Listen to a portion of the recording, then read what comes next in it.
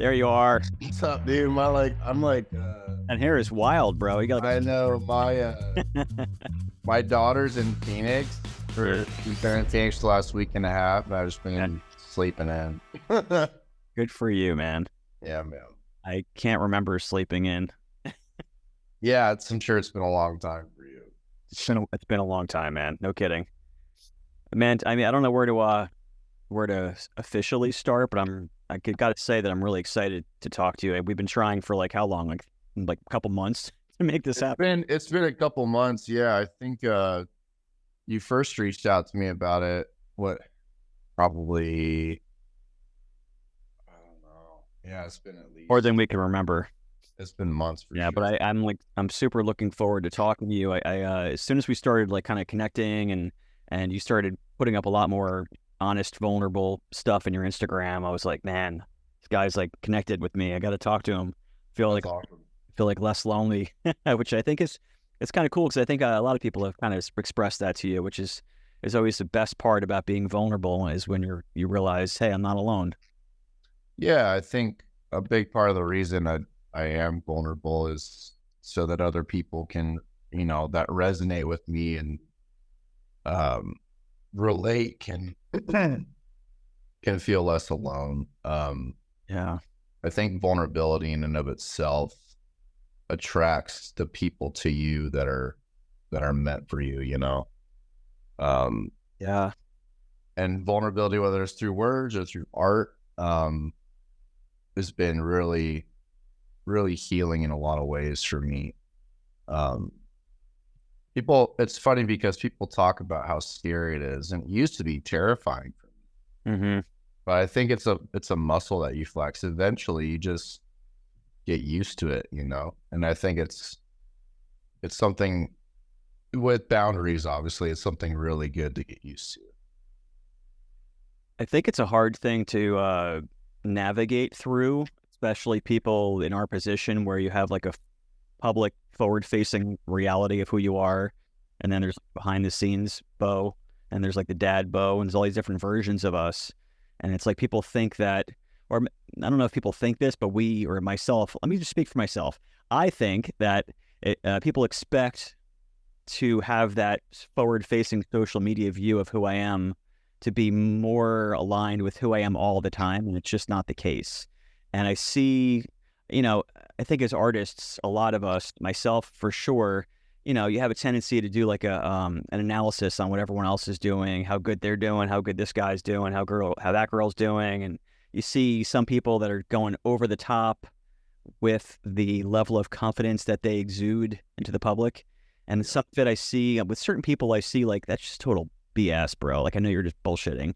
And then some people are more on the side of like I'm struggling, I'm really trying, please support me. It's hard to figure out which way is like the path. Have you gone through your version of that too? Yeah, I think at the end of the day, you're never gonna truly know someone through social media. Um, I don't think it's I don't think it's realistic to get a full painted picture of who someone is just by their posts. And there's this whole phenomenon of the parasocial relationship, that people start to idealize you and look up to you and think you have everything together. And I got to a point recently where I was just like, guys, I fucking don't. Like, uh, I'm tired of pretending that I do. And yeah, I have been vulnerable for years, but like not not in a way that makes me feel truly seen. Um, and I've been coming to like new conclusions about myself and like almost like an identity crisis of like how much of me is like me and how much of me is like what I portray on socials. And am I getting those two things confused? You know, Yeah, I do know. like is my real life, my own personal life and the relationships I have, does that line up with what I'm talking about with myself on my social media? You know, and there's been some incongruencies, and And I haven't really been posting a lot because I'm in this place of like, I don't know. For me, it seems as though a lot of my wounds have been driving my climb to success, you know? And I'm trying to heal those wounds. And as I heal them, I find myself wanting to post less. And I find myself giving less shits about how many likes I get or uh, how relevant I am as an artist, you know, which is hard because this is the life I've built for myself for 5 years, you know. Mm. But so I guess I'm in a place of trying to like figure out like what the next steps are. Like, is this healthy for me? Is this gonna help me grow into the person I'm meant to become? Yeah, I feel like the sentiment that you're describing now so eloquently, I can't speak. It's funny when you can't say the word eloquently. Yeah. Right? It was a very ineloquent way to say ineloquent. Yeah. Anyway, you said that quite well, and I relate to a lot of it. I feel like my what I've been going through really parallels that, and I'm wondering how much of it is related to age, how much of it is related to being a father, how much of it is related to that metaphor of an astronaut making it to the moon or outer space and then coming back and being like, well, what's next? Having almost like an emptiness feeling of like, okay, I've Yeah. been working my whole life to get some remnants of what I'm at now. And now that I'm there, I'm like, meh, and then it's like the pressures of like, well, you worked this hard and everyone's staring at you. It's like, everyone's looking in and you're imagining that they are. Not that anyone really cares, but we're imagining these that our followers or our fans or collectors are looking at us like, oh, what are you going to do next? Are you going to do this thing? You should do that. Like people always have recommendations and suggestions like, you should do this collab. You should do a picture of this. And I'm like, that's not how I got here. I didn't get here by being the guy that just listens to everyone. I got to be here by listening to myself. And then you get to a point where you kind of forget to listen to yourself or you don't even know how to anymore. Yeah.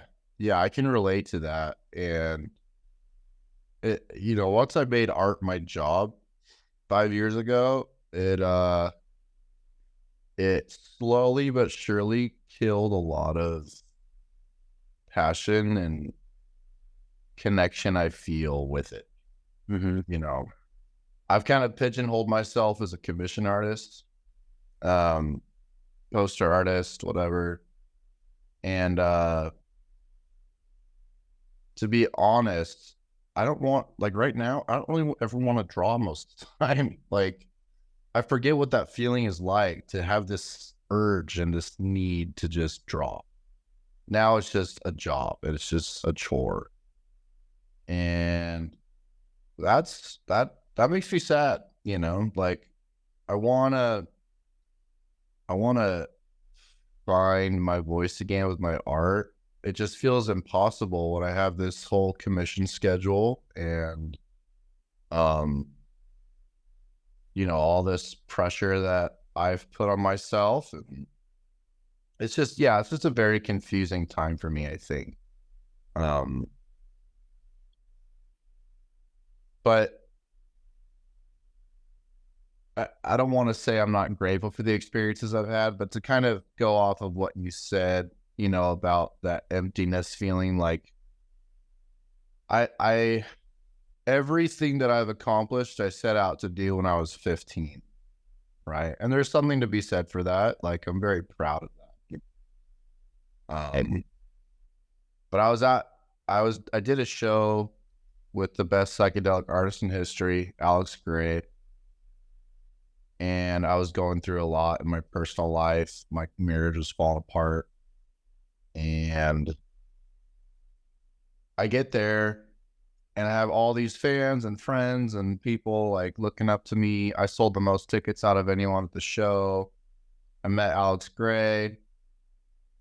And I left like, this is it. Like, this can't be it. Like, there was always something more to push for, like a next step, like something to keep climbing. To me, doing a show with Alex Gray and selling a print for almost as much as he does is pretty much making it to the top. And I was just like, I'm miserable. Mm. You know, I've burnt out a dozen times in the last 5 years, and this doesn't fulfill me. And right now, I don't know what does. And that's scary, you know. But I think getting honest with yourself is where real progress can be made. Probably the most powerful and like surreal moments I've had lately have been with my daughter. And my mindset's switching over from like, how can I be more successful? How can I be happier? How can I be a better artist? To how can I provide her a life that I never had, you know? And does art and my daughter, can I do both? And I don't know. Yeah. I have got to once again say that I completely agree and understand what you're saying. I have 3 kids, and once my children came into the picture, it replaced the yearning that I had with my art dreams in a lot of ways. I feel like since I was a little kid, it was always like the light at the end of the tunnel was to achieve all these cool things and be an artist and blah, blah, blah. And like you, I've had so many surreal, beyond belief, like, are we living in a simulation type experiences, things that I'm like, how is this really happening to me? So I've had these things happen as well. And then when my kids were born, I'm like, no, this is like way better. And I feel like some part of an artist's journey, or some type of artist, I feel like intuitively that you and I are like, in the sense that it feels like what you're describing to me is how I feel about art, which is almost like we are almost like these creative, like shaman, like we're sort of channeling in some sort of energy. And I feel like once you start prostituting that ability, it kind of waters down the divine nature of it all. And to go from a kid or someone that's more in tune with that without having the work pressures is one type of experience. But like you said, once you have the pressures and like art directors or clients, people hawking over you, whether they're awesome or not, it changes the dynamic of it all. And it also, for myself, has made it incredibly difficult to regain that once very selfish artist that I used to be, where I can just lock myself in a room and take a couple bong hits and just vanish and like play. Get to eat and sleep. I mean, I feel like that there's something to be said about that, but I'm not that guy anymore. And so it's that in itself changes your process and sort of changes the muse that's connected with you. And yeah, man, what you're saying really, really resonates. I don't want to bum people out listening to this either. I don't want to be a drag, because I know that you and I are both also really grateful for everything. And I'm sure you would agree that when you are creating, you do tap into those magical places. But I want this to not necessarily just be like an interview. I want this to be a conversation between 2 artists. I want someone to imagine themselves a fly on the wall listening to 2 artists that are in the weeds of this, doing what we do and what it really is like. So I appreciate that, so far with what you're going. Yeah. Yeah. No, I appreciate you being real too, man. Like I think for people listening, it's helpful because a lot of people like idealize this life and like, I mean, I did for 20 years, and now that I've gotten it, it's just like, life's just still hard, like it doesn't solve all my problems like I thought it would, and I think, out of the last 5 years of doing this full time, what I'm most grateful for out of anything, it's not the money, it's not the connections, it's not the band, it's not the opportunities, it's the people that I've attracted into my life. It's my friends. Like I have 6 or 7 like best friends. I don't have one best friend. I have 6 or 7 of them. Men that I can be vulnerable with, men that understand me, men that are self-aware and emotionally intelligent. And I met every single one of them through my art, you know? Yeah. And when I was 15, when I set all these goals, I was so disconnected from who I was as a person. From trauma, from isolation, and, you know, the original reason for setting these goals was to become something and to be famous and blah, blah, blah. And in the end, I really got what I needed and not necessarily wanted at the time when I was 15. What I needed was connection. What I needed was a voice. What I needed was people that see me, you know. I think the first layer of it was like, I'm gonna do art for bands. I'm gonna be a well-known artist, blah, blah, blah. But a layer beneath that was, I feel alone.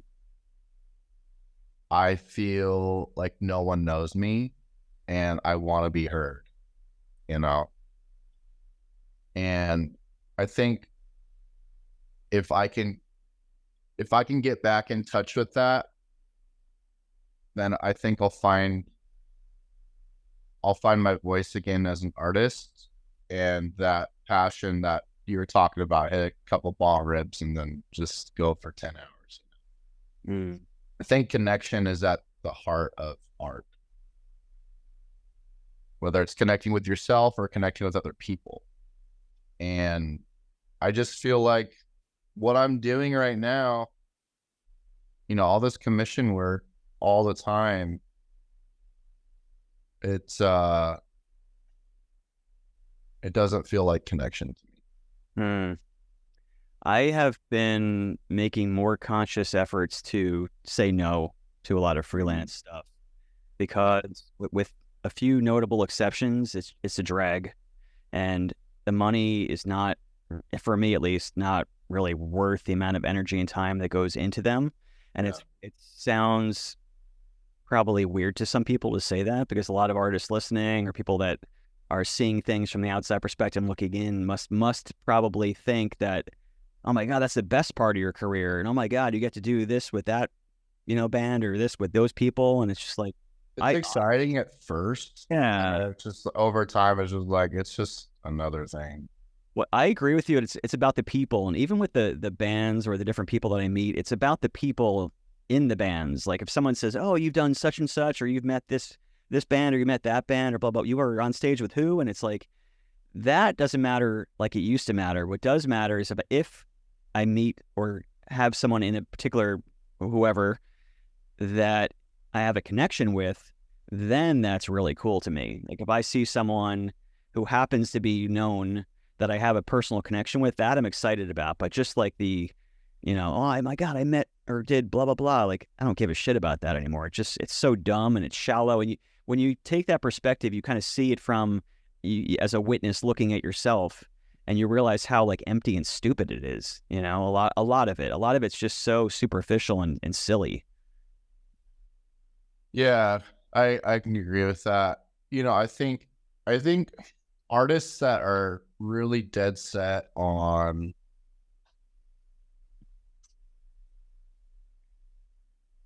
being like relevant and collabing with all these bands and constantly, placing so much importance on the names they work with, probably have some wounds that they're not addressing. I've noticed, I have a life coach, his name's Rocky. Shout out Rocky. Me and him have talked about this. We've noticed that a lot of like high performers and people that are like workaholics and constantly are pushing the boundaries with their art or with anything, oftentimes are very wounded and are anesthetizing those wounds through, uh, you know, being relevant, Mm. you know, and I'm guilty of that. I think healing isn't linear. But I think I've been anesthetizing a lot of wounds by climbing to the top. I think that was the hardest realization for me, was like, holy shit, like this whole time I thought this was the answer and I was pushing towards the answer.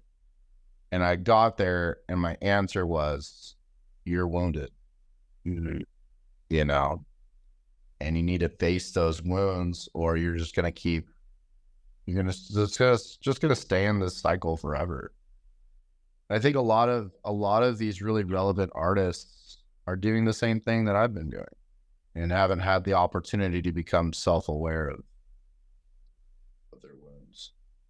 I'd like to know more about your path to becoming an artist, because talking about wounds, dude, again, woo, you're my therapist here. I was like just like a really dorky, socially fucked up kid, and my parents were always fighting. My mom was bipolar and had all these mental problems, and so there was a lot of turmoil in my life, a lot of junk, a lot of baggage. And so art for me was like, I'm going to go in my room, lock the door, just disappear and try to connect, try to make sense of why I'm here, try to make sense of, is there anything that I can do that other kids can't do? Because I felt really worthless as a kid in a lot of ways. I wasn't good at other things. So for me, I'm very, open and aware of what made me the artist. And then you start to, like you said, you start to get some recognition, some validation, and you're like, okay, this is what I've been waiting for. It's like, this is the thing that was supposed to make me feel like I'm just as cool as everyone else. And then you end up losing the vulnerable side of you that is cool, like the little kid that's still alive inside of you that does have that connection. He's kind of like, hey, you forgot about me, And so I've been lately trying to be really aware and conscious of the path that got me here in the first place, and trying to, listen to those audiobooks again, and try to get those habits again, and try to feel those emotions again when I'm creating, and try to say no a lot more. I've been doing a lot more like gigs and things to make money that have nothing to do with my public facing career. And some of it is like, I don't want to, not embarrassing, but just kind of like nothing to brag about. But I don't care, because it's like, it's kind of nice just making money and doing my thing and having the space for my creativity. And since doing that, I've noticed a lot more doors opening, both opportunities as well as like creative pathways have started to shift, which is nice. For the first time, I've given myself the space and permission to do that. Hey guys, as someone who prioritizes fitness and well-being, I know how valuable it is to have a supplement and training plan that works for your body type and your genetics. We now live in a time where we can optimize our health and nutrition based on our own unique DNA. That's why I'm excited to partner with the DNA company. Their DNA test goes beyond standard genetic testing. They provide custom recommendations for diet, exercise, mental health, and lifestyle. Plus, they offer specialized tests like multi-cancer early detection screening, which can identify cancer through a simple blood draw. If you're like me and want to take control of your health, don't miss this opportunity. Use my link, thednacompany.com/Jay Alders, to unlock exclusive discounts and special promotions. Discover what your DNA can reveal about your best life. thednacompany.com/Jay Alders. So to kind of go back to the question, like, what was your path to get here? That's awesome. Well, to touch on that real quick, I felt very similar as a kid. There was a lot of turmoil at home, and I didn't feel like I had friends. I felt weird and alone, and I think it's interesting. I've noticed this pattern with a lot of artists. Like, as a kid, they just isolated and didn't feel like they fit in. It seems to be a pattern, a very common pattern among artists. but back to your original question. You know, I was 10 years old when I started drawing. My parents had divorced when I was 9. You know, I had been through all types of abuse before that. And after their divorce, I was suicidal at 9 years old. Shortly after that, I was just, I don't know. I began to really isolate. You know, I was raised Mormon.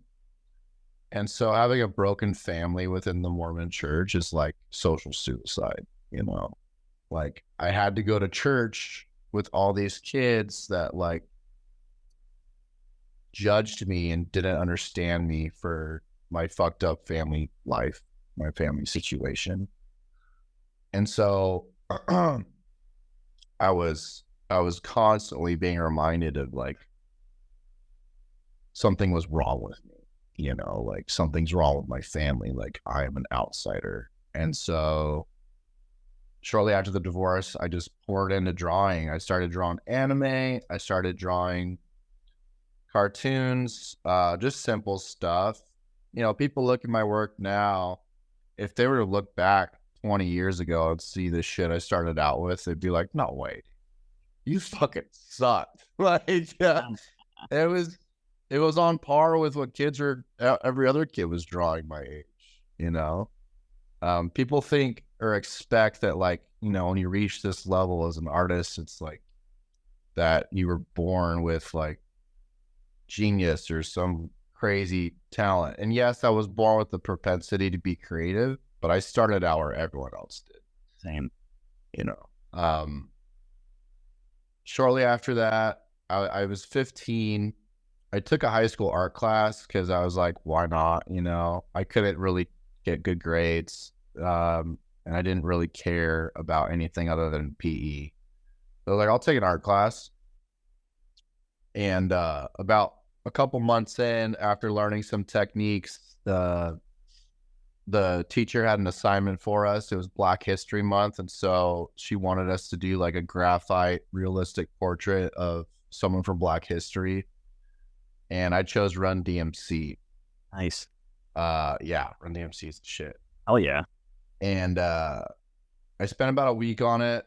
We did the grid drawing, you know, like for reference. I spent about a week on it. It was my first time ever doing this technique. I brought it into class and people were like, what the fuck, Bo? That's a picture. Like, you did not draw that. I was just like, what? You know, like, really? I'm good at something, you know? Like, that was, oh shit, I'm falling. That's like the drug right there, man. Yeah, dude, that was the first time I was like, holy shit, like, I'm good at something. You know, I broke my wrist in Hell Week in football. I couldn't do football. I tried tennis. I tried swim. I was just mediocre at everything. I finally found something that like people appreciated me for. And so I just clung on to that. And then I practiced up until, you know, during my early 20s. I was a Mormon missionary for 2 years. Came home, left the church, became a drug addict. I was addicted to stimulants for 5 years. And then I was drawing throughout all of that and continually like pushing myself to like be better and learn new things. Like I think there's a huge difference between practicing and practicing with intention. Like practicing with intention to me is like seeing where you could do better every time you draw and then applying that to the next drawing. And so I feel like I've always practiced with intention, and that's a big part of the reason why I got to where I am. But when shit really took off for me was when I was 20. I was 27. I was a year out of rehab. I was living with my dad in Utah in his basement. And I was working some shitty serving job at a breakfast restaurant. COVID hit. lost my job, had no money. I was like, all right, I got enough money for like 20 energy drinks and some drawing supplies. I'm going to spend a long time on one piece and I'm going to post it on Reddit and build a business. So I spent 6.5 weeks drawing what I call my soul story, which it's a piece that tells my life story through symbolism. And it's something I've been wanting to do for a long time. I just could never carve out the time for it. I spent about 350 hours on it. Posted on Reddit. Within a week, I got 6 million views. Dude. And that's when my ego is just like, oh yeah, I think I'm the best. I've arrived. Love me, you know. I rode that high for a while, and I mean, I was booked out 6 months in commissions within the week. Dude. You know, I was pounding energy drinks. I was drawing 12 hours a day, every day for months. And as we know, that's not sustainable. So I had to go back to rehab to avoid a relapse because I was just shipping prints and you know, I was just so overwhelmed by all the attention and overnight success, it felt like, and spending all my money. Anyways, left rehab, went back to art, but a little more conservative this time. And I've been doing it, just hustling on different social media platforms for 5 years now. You know, kind of just, it felt like I stumbled into it. Like COVID hit, the universe was like, all right, if you want it, go get it. And yeah, it's been cool, man. I'm very proud of what I've accomplished. It's just, there's still something missing, you know? I try to look at those things when I'm in a better state of mind. Like when I'm in a shitty mood, it doesn't work. But when I'm in like a better state of mind, I try to look at those types of things as like signs from the universe. Like, okay, I know that I experience these dip-offs and these drops and these sunken low feelings right before something really cool happens. Like you have to hit rock bottom before you have the courage and the motivation to, boom, get back up. So I feel like you're probably in one of those, which is the optimistic way to look at it. But I also get it because, you know, it feels sometimes like what we do matters so much. Like when you're in it, you're like, oh my God, fucking genius. I'm so in touch with the universe right now. Oh my God. But then on the other side of it, you also realize this doesn't make a slightest bit of difference in the world. Like it also doesn't matter at all, right? It's like you have these both like conflicting sides of your ego. Like you're shit and you're fucking awesome. Like flipping back and forth. It's when you had that experience, when you put that thing on Reddit and you know, a lot of artists, every artist, musician, whatever it is, you want to find like your voice, your style, right? And then you find it. And then you've been rolling with it, you know? Do you experience something like I often do where you sort of at times catch yourself doing an impersonation of Bo? Yeah, it feels like I'm doing that all the time. You know what I mean, though? Yeah, because, I totally know what you mean. Because, like, when I did my soul story and I posted on Reddit, that was the first time I felt like I had a defined style. Mm-hmm. And that's something I'd been looking for my whole life. Yeah. You know, and I've gone with that style and developed it and tweaked it for 5 years. And I don't know if, I don't know how much it feels like me anymore. Mm-hmm. You know? Like how much of this is for my audience and how much of it is for me. And that's what I've been asking myself, you know. Am I bored with the medium? Am I bored with the style? Maybe. I don't know. All I know is like what I've been doing and what I'm doing doesn't resonate. Mm-hmm. It doesn't feel like it's making me grow into the person I want to be, or like making me transfer over to the next step. I feel stuck, but it's not just stylistically. I feel stuck in my personal life. I feel stuck in my identity, you know? I'm kind of in a place of like wanting to be reborn, but not knowing, like, there's 30 roads. I'm in the center of like 30 fucking roads. I'm just looking around like, which one do I drive You know what? I think that's good, right? Because even though it sucks, if you know you're not where you want to be, that implies that even in a vague way, you kind of sort of know where you do want to be. Like, it's not here per se. So I feel like if you're on a path, knowing that you don't want to be where you are is a good first step, right? And then Yeah. and then like you said, you have all these different roads. Like, if you think about it from an optimistic path, that's pretty freaking awesome that you have all these options, Yeah. right? And Yeah. that's the good side of it. I'm wondering, do you see this with artist friends of yours? I have some artist friends like you, even though we just connected, I feel like we're a lot alike in certain ways, right? Yeah. Just from talking to you, from our interactions. Maybe I'm nuts, but I feel like I get you, man. I see you, like from Avatar. No, for sure. I felt the same way. Yeah. But and then I have some artist friends of mine that I'm friends with. They're cool people. I'm not going to mention names or any kind of imply who they are, but some of them have fallen into these traps, like we described, where it's like, here's my thing. Here's the thing that I do. Got some tricks up my sleeve. Got to do it again and again and again. And you talk to them outside of social media, and some of them are like, I'm so fucking over this, but I kind of have to. It's a job. I got to pay the bills. I get it. Some of them are on the like, no, I love just doing this one formula thing that I do. I love it. I would do it all day long.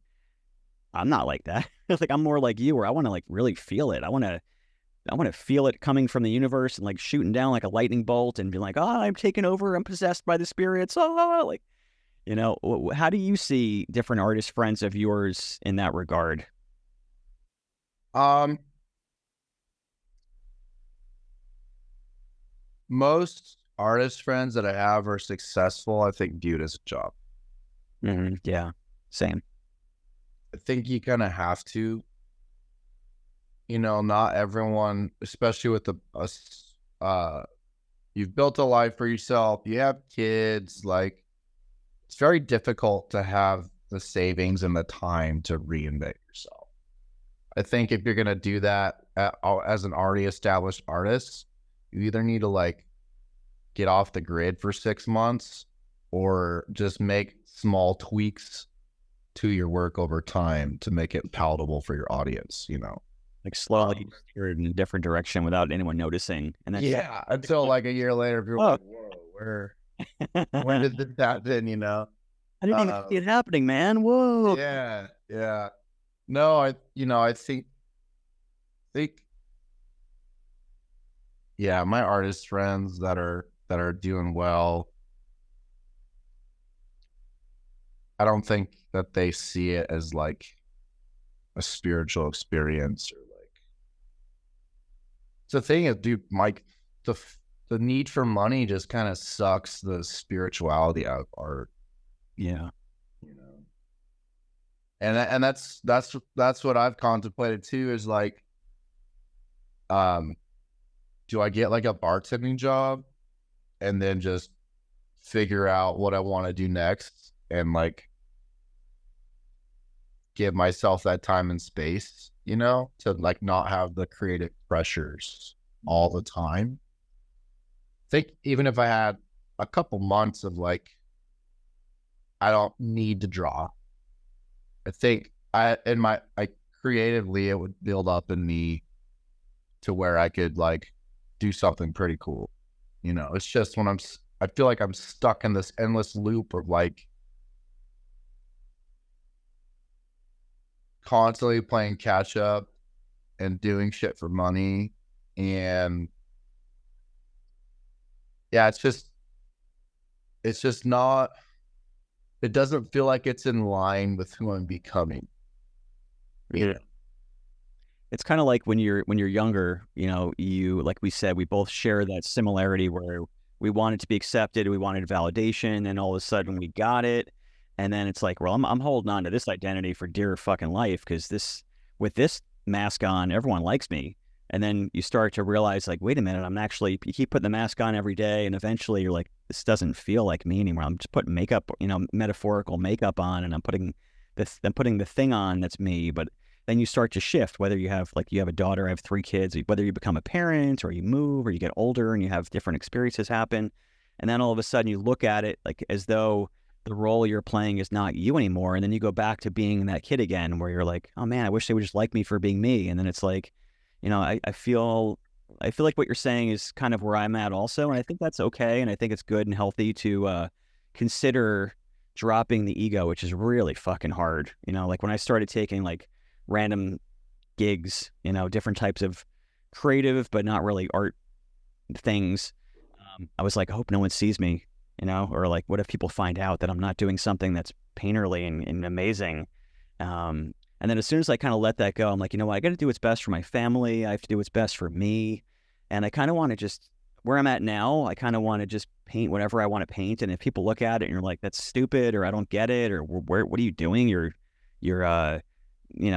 flying your career into a side of a building. That's like, you know what? I don't know. I feel like I'm like kind of in the point of like, just fuck it. I want to be myself. If you like it, cool. If you don't like it, whatever, Yeah. Maybe I'll change. That's the thing, is I think the greatest art, and Rick Rubin says this, the greatest art comes from when you do it for you. Yeah, that was a great book that he had. And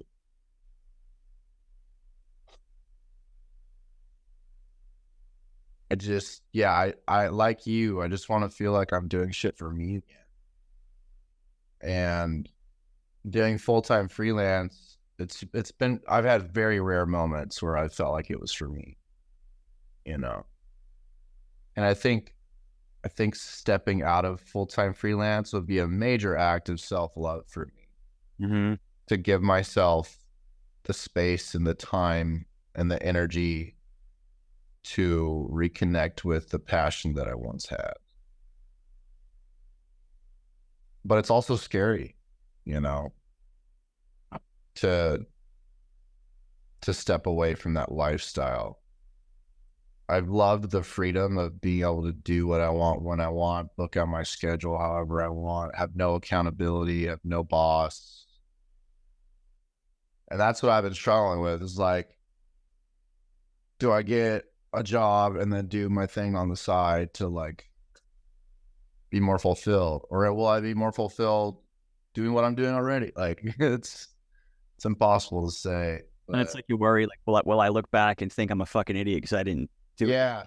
Well, I look back and regret and think, I fucked up my career so I could find myself, But at the end of the day, like, my career isn't worth my integrity. 100%. It's not worth losing myself. It's not worth losing precious moments with my daughter. It's not worth being miserable. Nice. And I think if we can change our intentions behind what we're doing, even better shit will come, Like, I think the universe rewards courage. I think the universe rewards bravery, rewards honesty with yourself. And so going forward, no matter what I do, I have to keep that belief in mind, Excuse me. I think a lot about when I listen to podcasts or hear stories of like success stories in air quotes. You hear these stories like for instance, I heard a podcast with the guy that created Shopify, and he was like a very successful DJ, like for parties, like for weddings and bar mitzvahs and that whole thing. And he was making really, really good money. And it's like, I think about, what if whoever listening, you have some level of success, you work towards it, blah, blah, blah. But what if, like, looking back from the future to now, you think, hey, that was like this size pedestal, but I actually had this potential to do something even different that overshadowed this thing that I'm gripping on so tightly to now. What if the next Yeah. phase of just letting go of ego and seeing where it takes you? What if that is a million times better? Whatever that is, whether it's related to art, maybe you become a fucking lounge singer, like who the hell knows, right? Like something. What if you decide to shift gears totally and that becomes the thing? And it's almost like you have to go back into the mindset of how you were as a kid, where you were doing it for the right reasons. You weren't afraid. You had nothing on the line. You were just doing it to do it. And I feel like maybe putting ourselves back into that original mindset of being hungry and just serving, just connecting. Maybe that is the path. And art. I want to get your take on this because art is a weird thing, at least for me, because I feel like with most people that have hobbies or things they're passionate about, they want to do it all the time. I have friends that are like sponsored surfers. All they want to do every single day is surf. I have friends, but all they want to do is play an instrument, or all they want to do is rock climb, fill in the blank, whatever. And I have a lot of hobbies like that. Like if I had no financial responsibilities, I would love to like play guitar 4 hours a day and exercise and lift weights and rock climb and hang out with my kids and surf with them and all these cool things. So like there's so many things that I would love to do every day, but like, drawing is not one of them. Painting is not one of them. It's like, how do you love something and have a passion for it? But like I cannot draw or paint for weeks or even months, and I don't care at all. Not even a little bit. Like it's not something that I need to do in the same way. And I feel like is that a sign that I don't like it, or is that just part of being an artist where how is that different? How does that make sense to you? That's a good question. You know, being a freelance artist, I feel like pretty much most of the time now, I just have to pound an energy drink to get going, and that to me doesn't feel like a desire to draw. It feels like a need to draw. I have to draw to make money. I think creativity ebbs and flows. I think there's seasons that you're in that are really exciting and really profound and create deeper self-awareness within yourself. And I think there's seasons where your body's like, shut the fuck up, take a break. Like, Yeah. I don't think it's sustainable to like be creative all the fucking time. And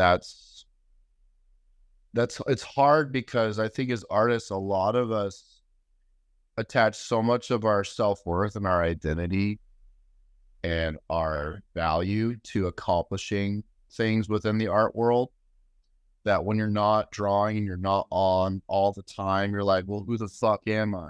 If I'm not drawing, who am I? Not painting, who am I? So I think the challenge is to not identify so deeply with what we do, but who we are, and I think as artists, like, I think art should get you close to who you are. I think art should be a tool for self-discovery and self-exploration. And you don't got to do that shit all the time. Sometimes it's fun to just be and enjoy life, And I realized, like, for me personally, like, I've put all this pressure on myself for years to be the best, to accomplish all this, to, I had this goal to like, sorry, leaf blower. I had this goal to like tell the stories of the homeless through my art, do their soul stories and sell them for massive amounts of money. And that's not a bad goal, but at the same time, at the end of the day, it wasn't about the homeless. It was about me. I felt homeless. I felt like I didn't have a place within myself. And so Can you hear me with the leaf Yeah. blower? Yeah, I don't Okay. actually hear a leaf blower at all. You probably don't hear my kids upstairs banging on the floor either, right? Okay. Okay. Um, you know, it's just I've put so much pressure, undue pressure on myself for years to the point of being miserable. And that also sucks the life out of creativity and passion, you know? Um,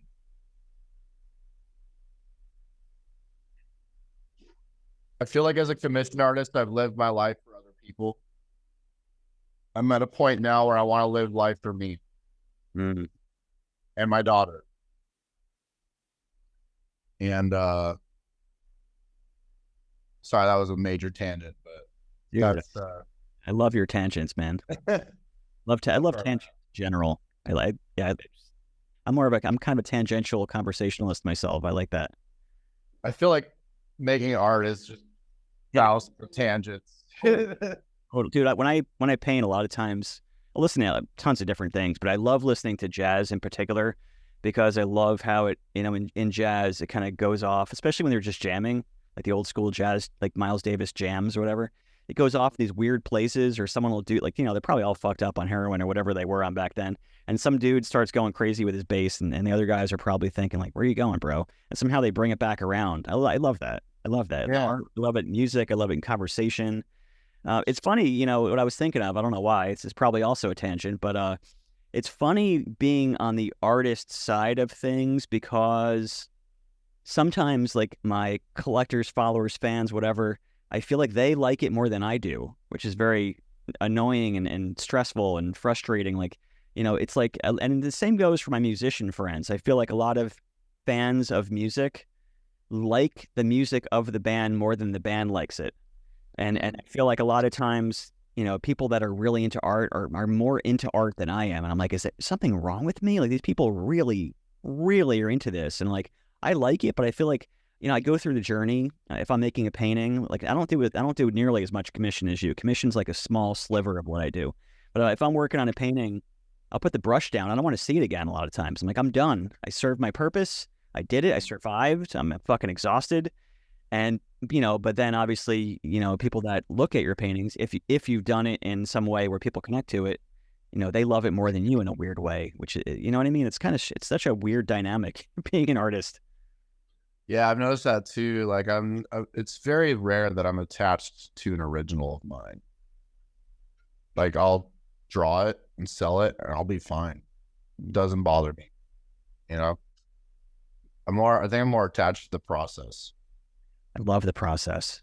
Tell me about your process, actually, because that's another topic that I fucking love. Just not necessarily all technically speaking, but just talk to me about it. Yeah. Um, I think over time my process has evolved to become just an equal balance between chaos and order. I try not to go. Let me back up. For the first 10 years of drawing, I studied all these techniques. I studied my favorite artists, Albrecht Dürer, Van Gogh, MC Escher, like all these trippy surrealistic artists and a lot of engravers and Dore, study their techniques. But I think what makes my art mine is my process. Most of the time I will draw automatically in the sense of like almost like stream of consciousness writing. I really don't filter myself. Like I'll set an intention in my mind and then I'll run with that intention through the piece. But I don't, like, you'll see a lot of illustrators and artists will have like a fully fleshed out sketch and like a resketch and line work drawing and like 5 different steps to get to where they go. I don't do any of that. I just draw what I feel. I let it happen. I don't really the process is different for every piece, but that's my main, staple. The same thing I do almost every time is I will just let loose, but still have some defined like order in there. Like, I'll throw in like the rule of thirds or few per composition or what have you. But pretty much my process is automatic, and it comes from my subconscious. It comes from the darker, deeper places within my mind. A lot of the symbolism is very tied to what some people would consider the occult. But it's funny because I was drawing a lot of these symbols, like, the non-duality, sun and moon, night and day, masculine and feminine. I was drawing a lot of these things before I even studied them. So I think it was just a part of me, and I almost call it like reverse learning. Like I would draw something and then the universe would be like, this is what it means, Mm-hmm. For instance, when I drew my soul story and posted it on Reddit, I just happened to replicate what's called the Kabbalah tree of life. Have you heard of that? Yeah, for sure. Yeah. So for people listening, the Kabbalah tree of life is essentially a roadmap to the subconscious mind. Like it was like a visual representation of a Jewish mystic's path thousands of years ago. And you can look it up if you'd like, but essentially I drew the Kabbalah tree of life, never fucking studied it. Just downloaded it I still don't know why. So yeah, my process, I think, allows me to kind of just draw without filters, and that brings out the unconscious within myself and helps me develop and understand parts of myself that I wouldn't have otherwise. Mm.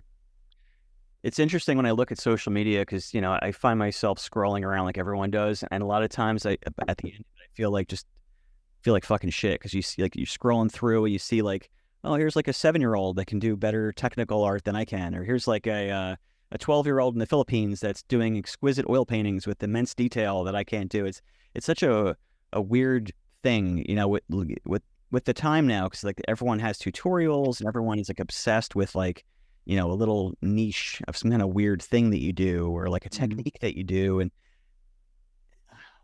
where am I going with this? I think I'm going with this. Like, I find it more interesting when artists, musicians, whatever, look at their craft as like a language and gaining a level of fluency with that particular language, whatever your medium, and then speaking with it, as opposed to trying to like finely tune every single detail or be super precise with everything. Like, I've always been more drawn to the art I look at and then to the art that I do very similarly to be more intuitive.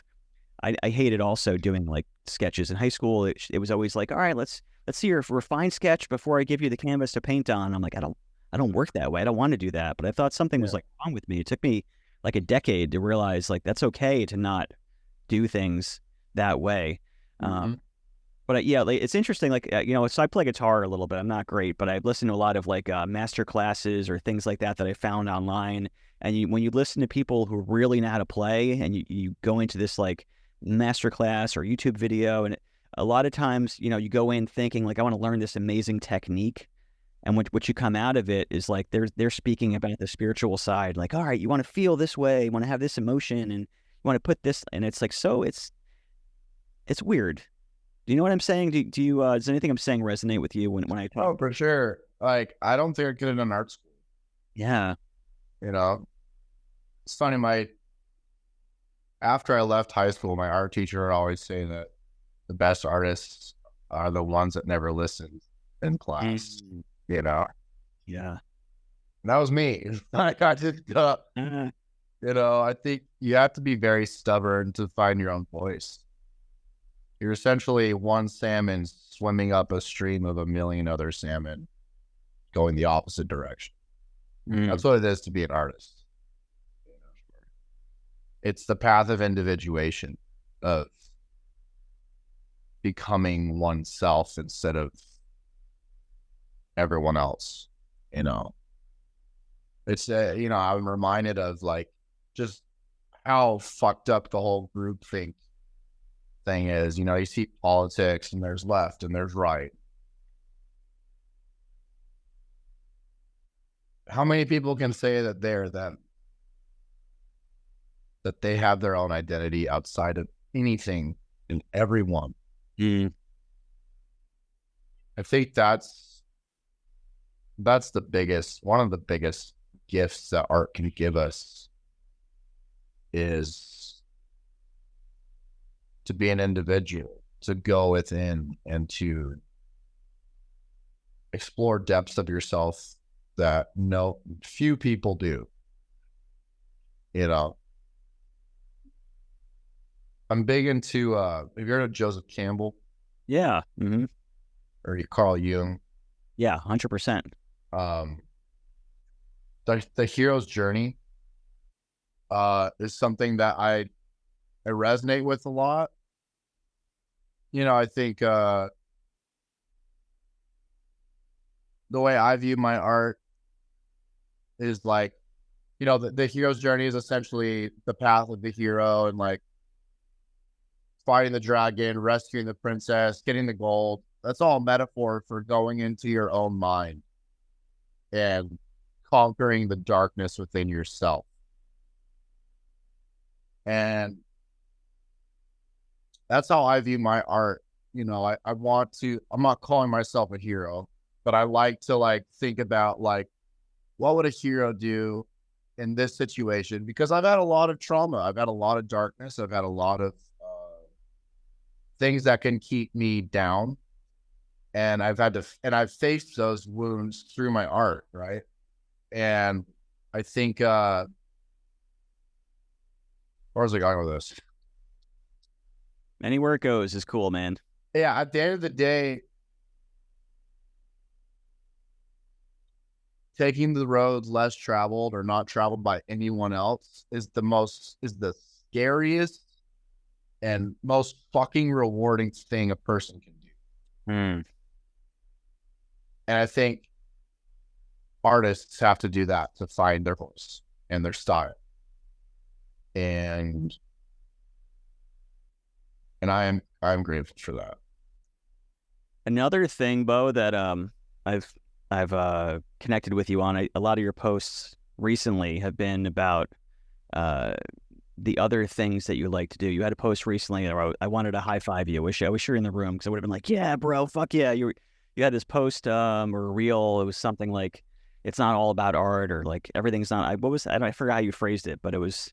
Do you remember that? There's more to life than art. More to life than art. Yeah, when you said that, I was like, that was one of those things. I'm like, I wish I said that first. That was awesome. But yeah, like a week or two ago, you were posting some workouts. I always post my workouts as well. And I'm wondering if you have, like myself, have found a correlation between those two mindsets, because where I'm going with this is, when you had said a while ago, you always wanted to find your artistic voice, and then you committed yourself to do the hard fucking shit, and you spent like 350 hours to make this one piece. That shows a level of discipline. It shows meritocracy of like really earning your stripes. And that holds true, obviously, within fitness. There's a level of like, you got to do the stuff that you freaking hate to do. And you got to do it more than the version of you from a year ago. And you got to keep doing it. And you don't have to like it. You just have to do it. And I feel like a lot of artists or creative people don't get that. Like, people will say things, I'm sure to you, the same thing. They'll look at your painting or your art, and they'll say things like, man, that would have taken me like a year. And I think in my head, like, we'll spend a year and do it then. Like, why are you being a lazy piece of shit, right? Like, or they'll say, it's like, why as humans, do we not do more? I wish I could do that. Right. That's the most annoying one. It's just like, but you can't. You choose not to, dude. Like, for me, I had a similar thing where it's like I flipped a switch in my brain where it was like I used to spend X amount of time on paintings, and now then I went through a phase of my life where I kind of mentally said, I'm going to paint this piece, whatever that piece was, for as long as it fucking takes me until I like it, until I really like it. If it takes me a year, I don't care. 6 months, I don't care. Like, I removed time from the equation, and I said to myself, I don't care how hard it is. I don't care how many levels of frustration I have to like wade through to get there. And that works. That's the formula. You do the stuff that you don't want to do for over and over and over again. You're not going to like it, but somehow it feels worth it. And it's the same with fitness. I think it's the same with art. What was that like for you when you flipped that switch? Um, when I flipped that switch, and like, what do you mean when I started like? Like you said, you before the Reddit piece of art that you did, you were not as committed. Then you said, I'm gonna spend whatever amount of time, and it took you, I think you said 350 hours. Like, that Yeah, must be something in your head where you were like, I'm allowing myself to do next level shit. it's interesting because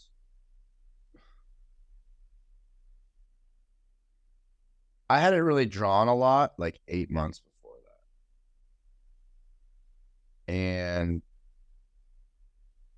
it almost didn't feel like an option.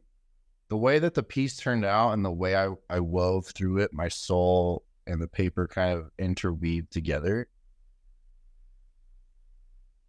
It was like something I had to do, you know? And I think some people are born with that and some people aren't. I think you can develop your discipline, but I don't know if that hunger is something that you can develop. I think that's in you or it's not. Hmm.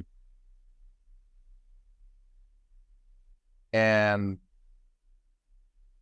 I think adverse life experiences cause someone to be hungry.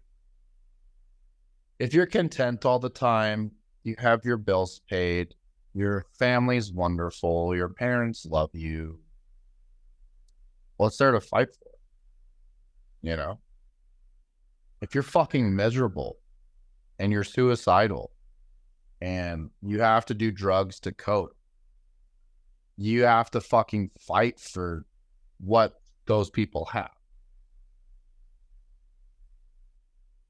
For me, going through a 5-year stimulant addiction, trying to kill myself, and then living in a shelter for 9 months,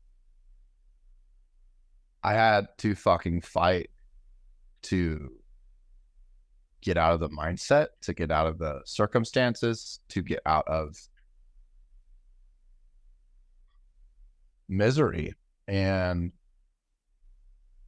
that's where I think the hunger came from. I needed, my soul longed for connection, and it longed for something better than what I had.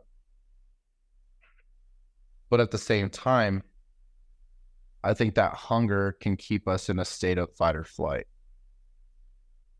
I'm at the point now, I have my daughter. I've had my moments in my career. I'd like to move out of fight or flight. I'd like to move out of chaos, internal chaos. I'd like to be content. Like, that sounds nice to me. To an extent, I think part of my identity is accomplishing things. Like, I love accomplishing, but I don't think I've really balanced it out with contentment and being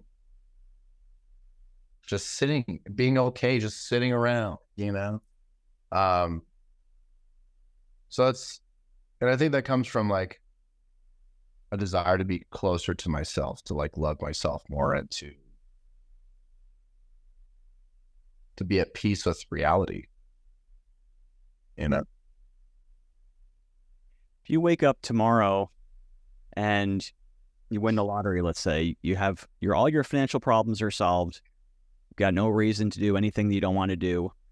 Do you ever think about what kind of art you would want to make, what that art would look like? Like, I think about that a lot. Like, if I removed all ego, I removed all financial responsibilities, all that was gone, and all that was left was this propensity to make art for whatever reason, what that would look like. Like, would I sculpt 30-foot sculptures and not give a shit where they end up? Would I, go grab some spray cans and spray a giant wall with whatever the hell I want? Like, what would that? Would I go to Florence and study oil painting from an old master? Like, what would that look like for you? Because I think we all have, or at least I have my version of that, whatever that may be. But what does that look like for you?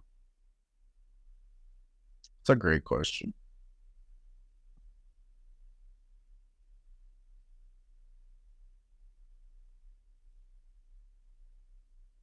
That's a hard one to answer.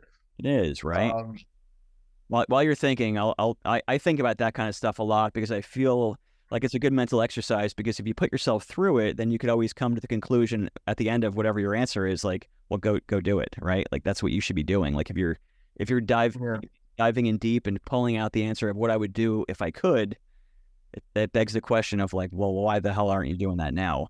And I try to think about that quite a bit. Like, for me, when my kids were born, I found myself resenting my art because I was spending a lot of time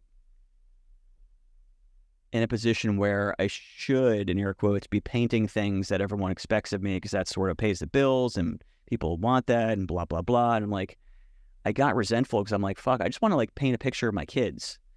But that's not gonna sell though. And I'd be like, well, why am I doing that? And then I would talk myself out of it. Now my kids are getting older and I'm like, I'm kind of mad that I let expectations shift what I do with my connection, and I think, like, I don't want to like go through more time and look back and regret.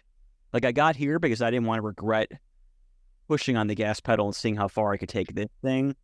But then I also don't want to regret not pulling off on the exit ramp and seeing where else I can go. And so now I'm kind of at the point where I'm like, well, what would that look like to just do something completely different and kind of just, roll down the windows and just go for it, Like, that would, I like that. Thinking about it, like, you smile. Like, it feels good to think about that, doesn't it? It does, man. It does. I don't know, like, there's a certain sense of, like, shit. I asked my friend Dave that. Dave's you may know Dave, the bass player from Dirty Heads. I don't know if you've done stuff with him. Floral. Yeah, awesome guy. I was talking to him about that, and he answered. I wish I felt like afterwards. I'm like, oh man, I feel like shit about myself because I asked him that, and he's like, I'd be doing exactly what I'm doing, and I was like, I thought, like, dude, fucking, that's amazing. Then I was also like, oh man, you were supposed to like feel like I feel. Yeah. Well, I mean, I think Dave lives in a completely different world than we do, in terms of like, yeah, I personally, I would love to, I love performing. Yeah. Like, I sing karaoke twice a week. No way. And I love, like, you got skills? Not to hype myself up, but like, if the bar's dead and I go up, it is no longer dead. Like, I like getting people hyped, dude. So I think kind of music, bro. Oh man, where's this going? My go-tos are Fergalicious, Rapper's Delight, Humpty Dance, all those lyrics. And Colt 45. Okay. So mostly rap, a little girly rap in there. Push your limb to the side like your leg was broken.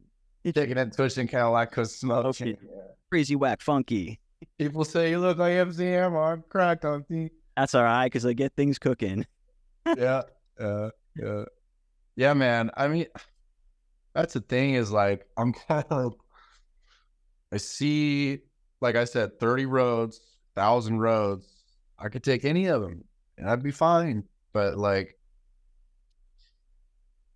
I'm just trying to like listen to like what my soul needs. And, the last 4 months, I've gone through a divorce, custody stuff, moving to another state, getting jacked. Yeah,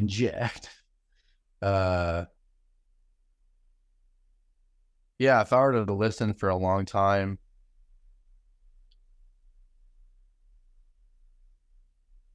my soul would probably tell me like that it needs a break, that it needs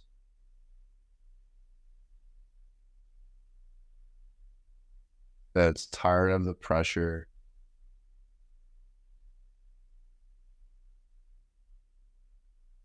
that I'm missing out on everything that's in front of me. You know, I feel like as artists, we have to live in our heads a lot. I think that makes it really hard to be present. Mm. But I'm in a place of like, I want to be grounded. I want to be present. I want to be here. And, you know, I had my daughter for 3 months straight by myself. First time being a single dad. And that was probably the biggest catalyst for me to be like, holy shit, like, this is it. You know, this is like what life's about. Mm. This is what is fulfilling, you know. And I felt such a stark contrast between those moments and the moments I have with my art.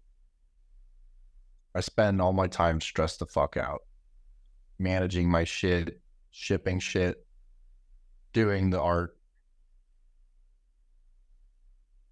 I want to enjoy my life, you know. Mm.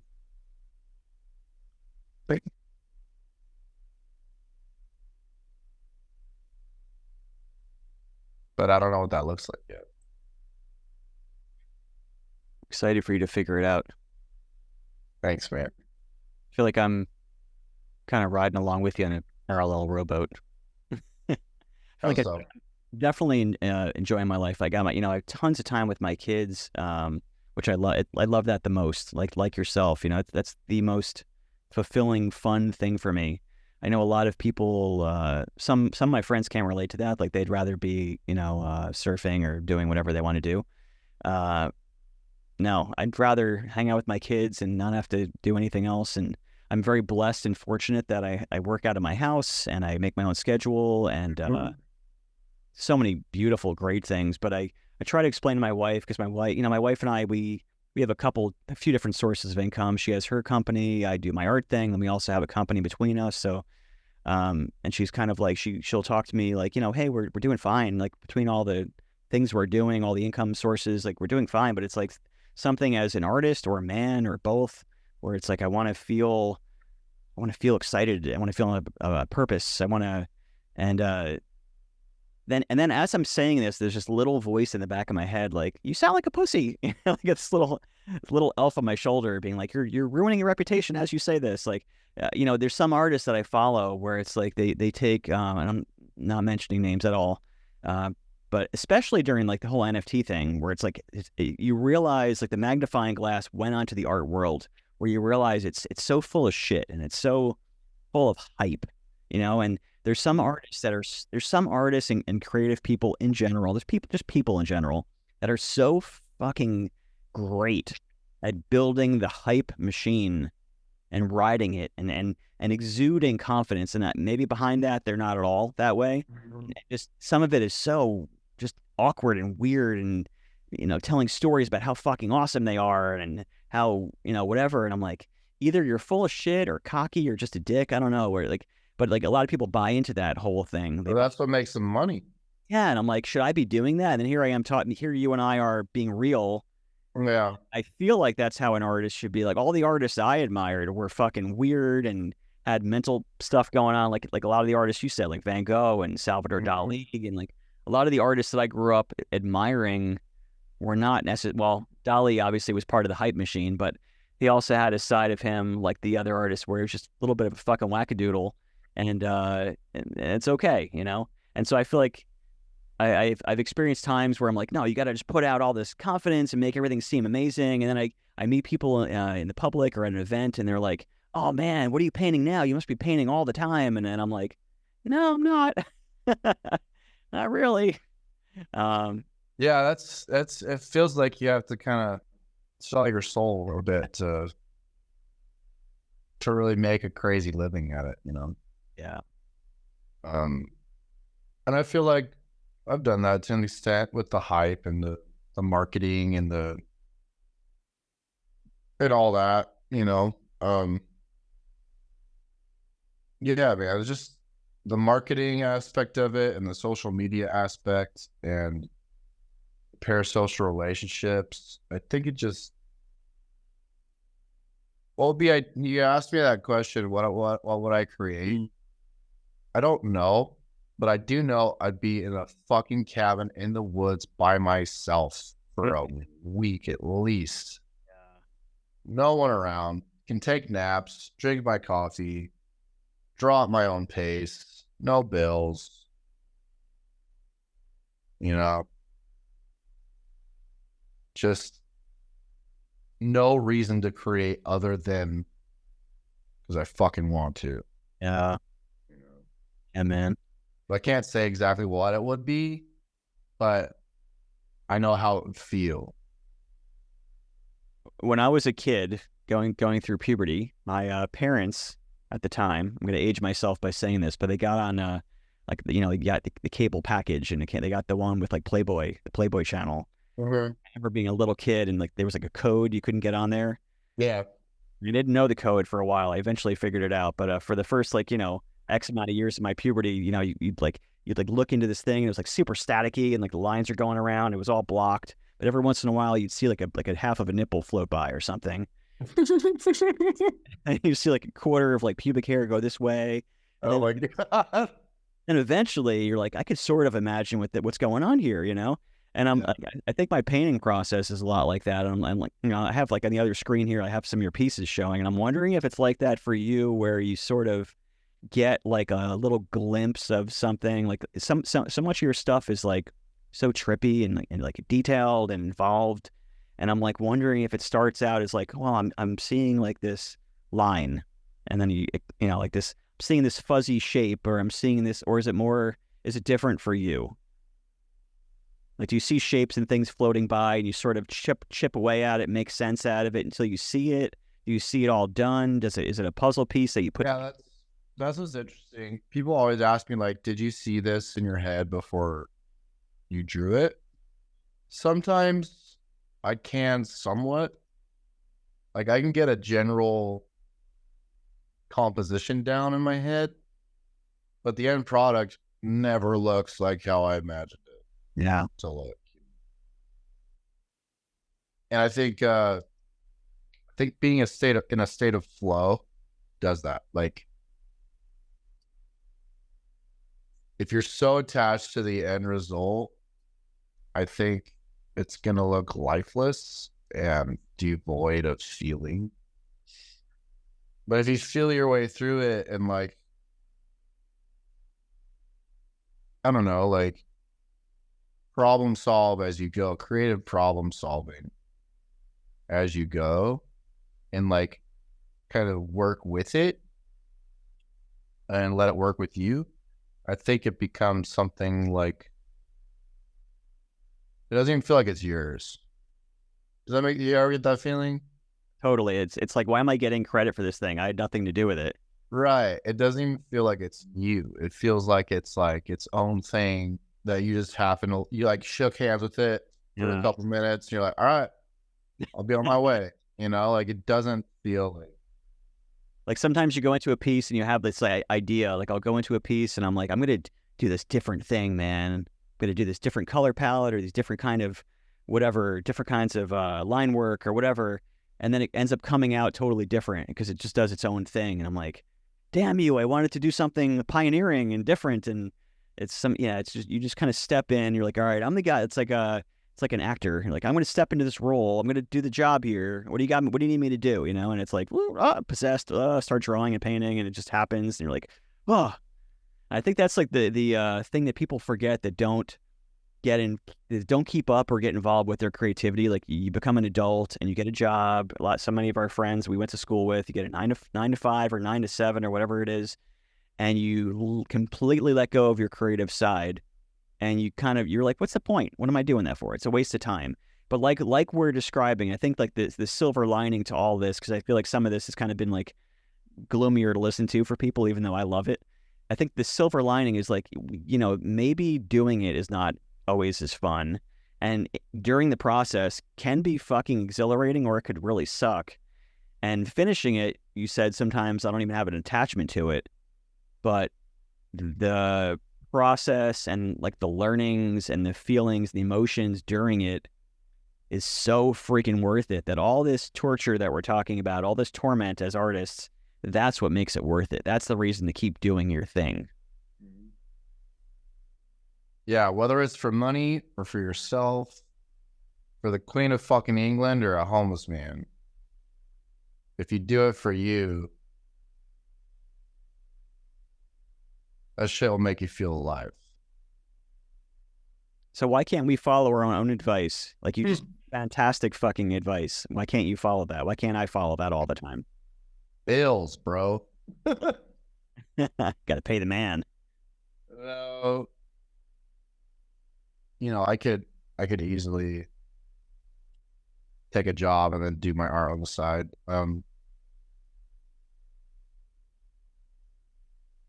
There's still wounds of mine that cling on to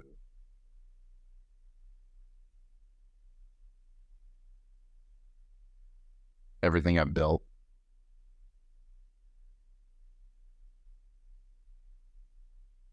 And it's hard to like be that self-aware, like to know that like I'm clinging on to something that is no longer good for me.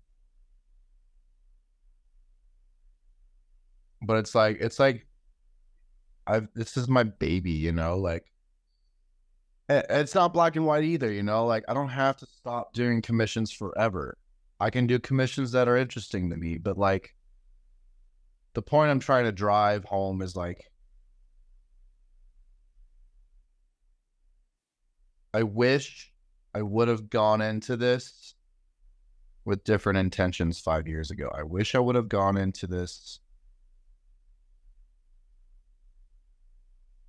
for me, not for an audience, not for social media, not for a follower count, but for my own personal fulfillment. Because that's sustainable. Living your life for an audience and for other people is not.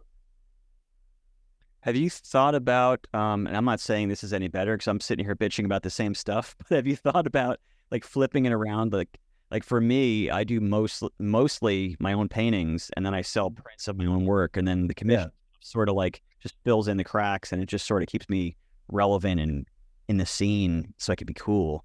But 90%, 99% of what I do is just my own stuff. Have you thought about getting some brushes and just painting your visions instead of using digital or ink?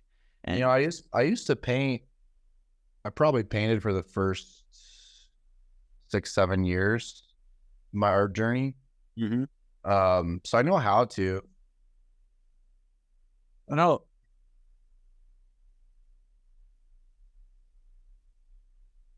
I think I can't say if I enjoy it or not right now, just because I'm so creatively burnt out. You mean? But I'm open to it. Like oil painting. I've never really tried oil painting. It seems interesting to me. I know I can paint. Like I can tattoo. I can do spray paint murals. I can whatever. Like I'll pick shit up quick. But whether I want to do it or not, it's hard to say right now with like the headspace I'm in. But I'm open to it. Has AI affected you mentally at all? Like it has me, like a lot of artists. Like I feel like I'm going through a lot of the same stuff you are, but then to add to that, I feel as though, seeing what AI can do, I'm like, why am I bothering it? especially with the commission stuff where it's not like a soul-based divine project where it's just like I'm just kind of filling in. I'm serving a purpose here commercially. How long before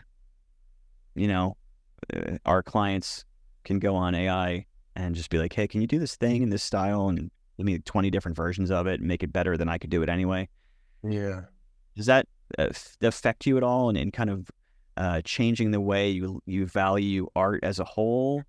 For me, I find that it does at times, and sometimes I freaking love it. I think it's cool, but I'm also like, it kind of devalues, in my head at least, it kind of devalues what we're able to do. Kind of takes away the magic tricks and kind of exposes the strings and mirrors and smokes in a way. I think there's something to be said for AI. I think it can be used as a tool for artists, like for conceptualization and stuff like that. But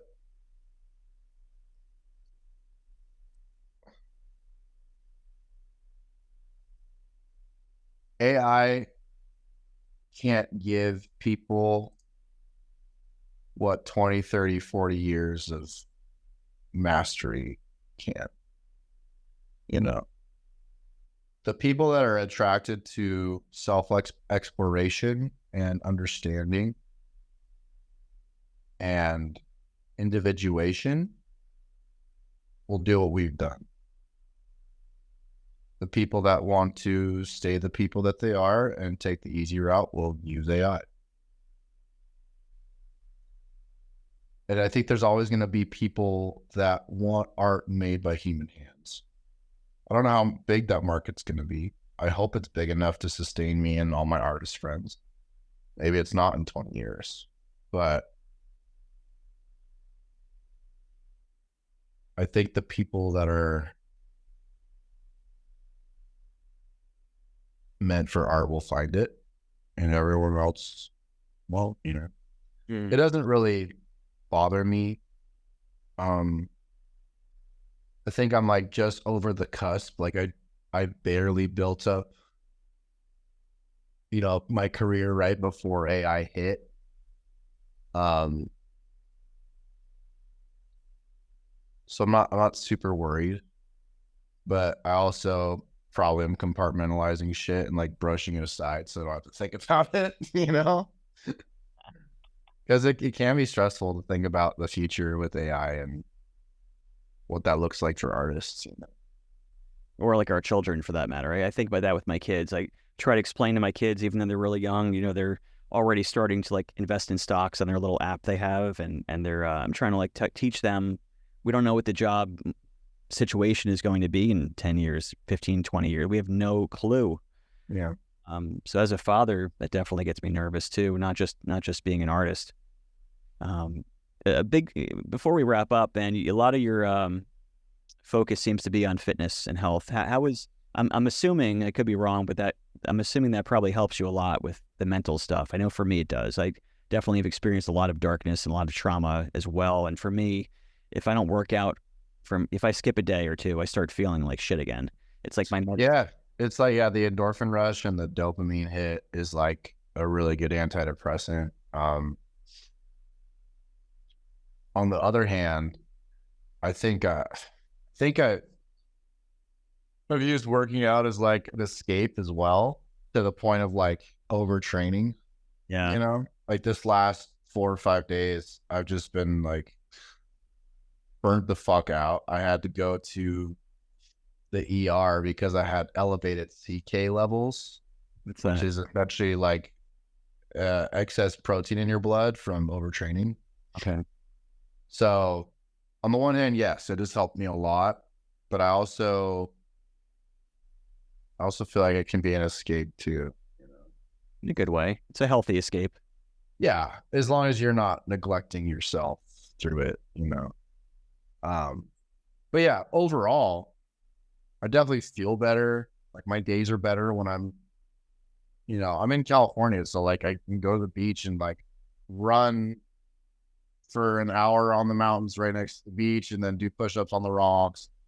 It's great, man. Like I grew up in the gym. Like my mom's been a personal trainer for 25 years. I know all the dieting and all the weightlifting techniques, all that. I just, put it on the back burner last few years, but feels good, man. Yeah, dude.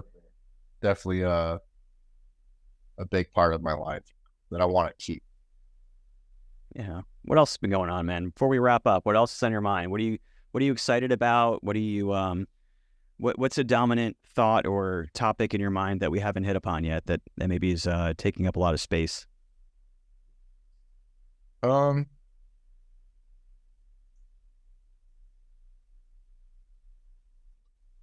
I think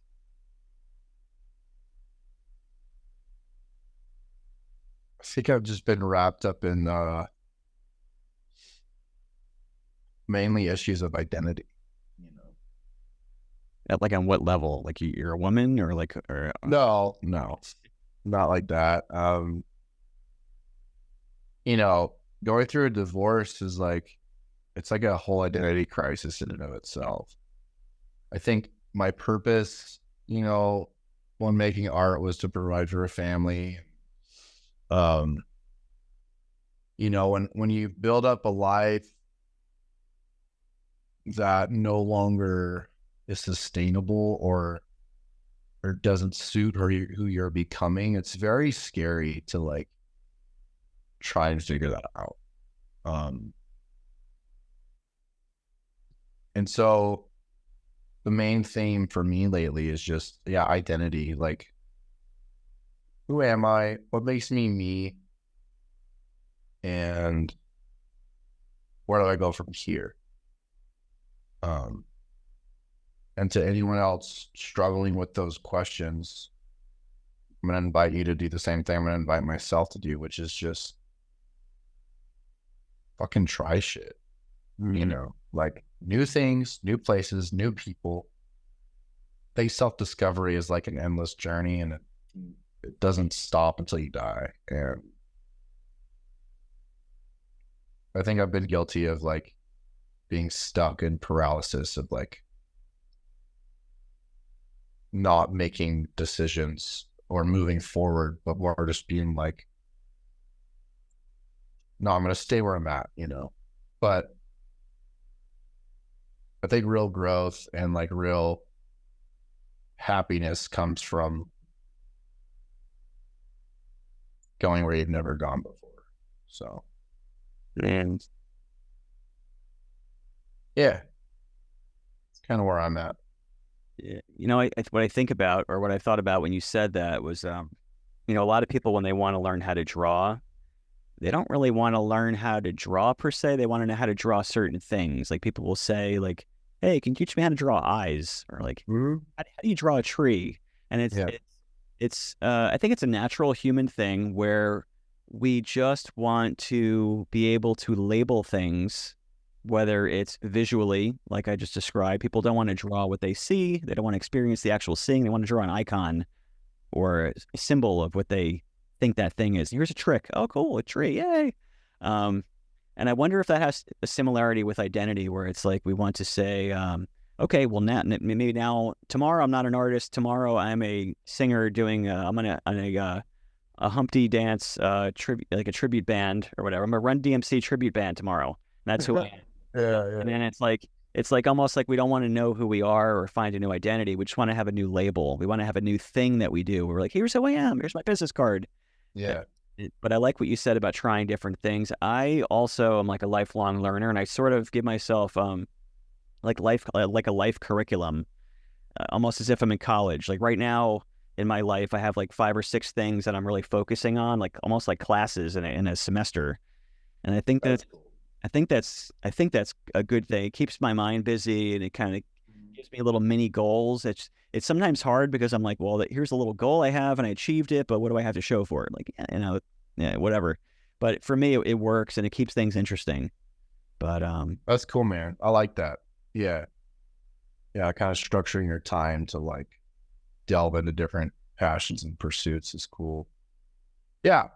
Yeah, I think, you know, this next year I'm just going to focus on like my daughter and reinventing Bo. what would be like an ask that you have of your followers, collectors, fans? Like, it feels like, you know, this is the moment where you say, "Hey guys, I'm here for you. I'm doing my thing. Please," you know, what would be like the ask, you know, to allow you to have that space, to allow you to have the freedom and comfort to pivot if you want, to switch things up if you want, to step away if you want. If everyone that you have connected through you was listening to this, and hopefully they will, but speak to them directly. How would that sound? All right.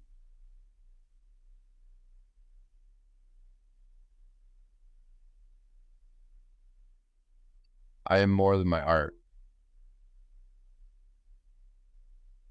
There is so much more to me and my soul than what you see. If you are looking for, if you only care about my art, then, you might be disappointed for a while.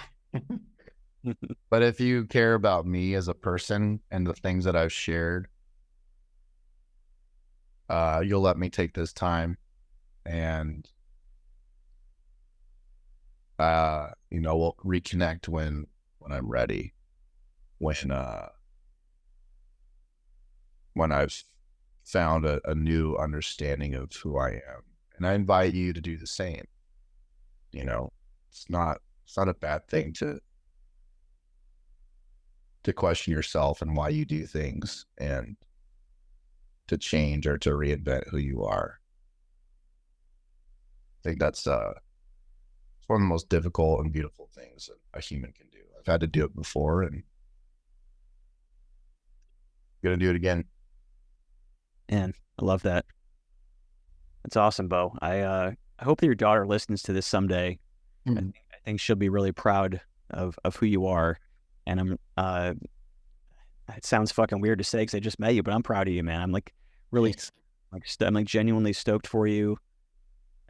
As much as your accomplishments as your confusion, I'm like proud of you for being confused. Because if you're confused, like we both seem to be, it means that there's more.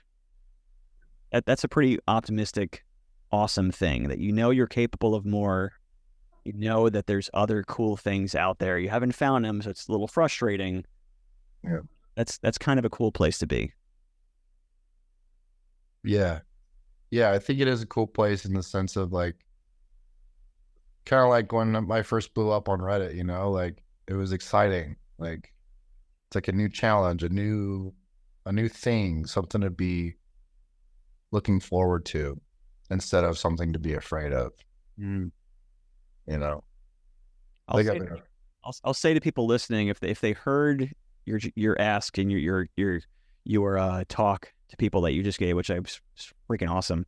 The way to help people like you, like me, like other artists, if you guys know a person in the band, whatever it might be, the way to help is like to not just buy into the big moments. Like let's say, Bo, let's say you put out this huge poster, it's with this, whoever, it's a giant fucking band, whoever it is. Not just those moments share, but like share clips like this, share like who you actually are, connect, and I feel like there's a lot of people out there. I think about this a lot. There's people that maybe follow us, maybe like what we do, that have their own set of weird skills that probably could complement so well with what we're doing. Like as much as we hate maybe doing social media reels, there's probably people that think it's the greatest thing ever. Mm-hmm. There's probably people that can both relate to what you're saying, feel similar emotions, but have a different set of complementary skills. And I just think so often, like, what if we all just helped each other? Like, what if someone's listening and they do, PR, or they do marketing, or whatever their thing that they truly love is, and we just help each other, and we just connect with each other, and we just do things in a more fun way. How beautiful that would be. That would be cool, man. Yeah, I think, if you guys have practical solutions or desires to, help either one of us in our next steps, like I think both of us are more than open to that. Yeah. But where can everyone find you, brother? Give everyone your socials, your website, all that good stuff. Yeah, my Instagram is illustration, no S, illustration by Bo, and my website is illustrationbybo.com, and just type in illustration by Bo on Facebook for my Facebook group. Awesome, dude. Thank you so much, Bo. Thank you, Jay. I appreciate the time, man. Thank you. I needed this a lot. So, Dude, it's like therapy. It's yeah, for real. No, I processed a lot. It's one thing to like think about things, but to voice it and put it out in the universe, I feel some sense of clarity for sure. I spend all my time in my studio, which is in my basement, and especially since becoming a dad, I don't really have a lot of friends, Bo. Same. It's nice to kind of sit around the virtual water cooler at the office and kind of talk shop. So I appreciate it, man. No, this is not the last talk either. I really hope that you enjoyed that episode. If you did, please take a moment, leave me a review on Spotify and Apple especially. It takes about only 30 to 40 seconds to leave a nice review. You can just click on the stars, you can say something nice. I really do read them all, and it really does mean a lot to me if you could just please do that. And also make sure you hit subscribe and share the episode, connect with me online, connect with our guests. We love all the interaction, so please do so. Also, please check out my website, jayalders.com. I am an artist. I'm a father. I'm a family man. I appreciate your support. I would love to get your eyeballs on my artwork. So, yes, keep sending messages. Let me know who you'd like to see on the show next, and I wish you an awesome rest of your day.